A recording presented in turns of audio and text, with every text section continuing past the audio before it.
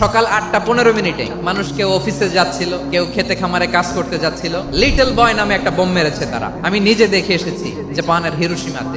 এই বোমের আঘাতে, পারমাণবিক এই বোমার রেডিয়েশনে আঘাতে বোম ব্লাস্ট হওয়ার পরে মুহূর্তের মধ্যে 1,40,000 নাই। একটা মানুষ পারেন এমন কিছু নাই। বিশ্বাস করতে হবে, মানুষ যা কল্পনা করতে পারে ওইটা মানুষ করে দেখাতে পারে। আমরা যখন আমার পিতার পৃষ্ঠদেশে ছিলাম, পিতার পৃষ্ঠদেশ থেকে শুক্রাণু যখন মায়ের গর্ভদেশে যেয়ে পড়ে, কতটা শুক্রাণু ভ্রমণ শুরু করে জানো? 20 কোটি শুক্রাণু। ওই 20 কোটি শুক্রাণুর মধ্যে থেকে তুমি আমি আজকে এক বিকশিত শুক্রাণু মানব রূপে পৃথিবীতে এসেছি। সুবহানাল্লাহ। সেদিন আমি এত ছোট ছিলাম, মাইক্রোস্কোপ দিয়েও আমার অস্তিত্ব টের পাওয়া যায় না।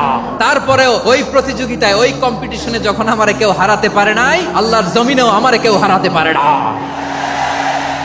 হারার জন্য তোমার জন্মই হয় নাই, তুমি আসছোই জিতার জন্য। সুবহানাল্লাহ। একটা কথা জীবনের সাথে সেট করে নিতে হবে, আমি জিতি নয় শিখি, আমি কখনো হারি না।